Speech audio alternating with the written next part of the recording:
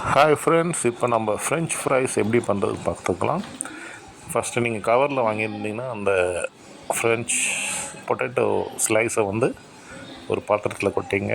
அதுக்கப்புறம் கொஞ்சம் சோள மாவு கார்ன்ஃப்ளெக்ஸ் ஃப்ளோர் கொஞ்சம் போட்டுக்கணும்.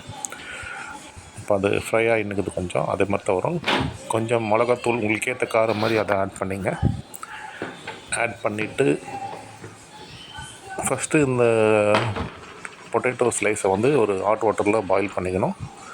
பாயில் பண்ணிவிட்டு அதை வடிகட்டிட்டு ட்ரை பண்ணிவிட்டு அப்புறமா தான் வந்து இந்த கார்ன்ஃப்ளவரும் மிளகாத்தூளும் ஆட் பண்ணணும்.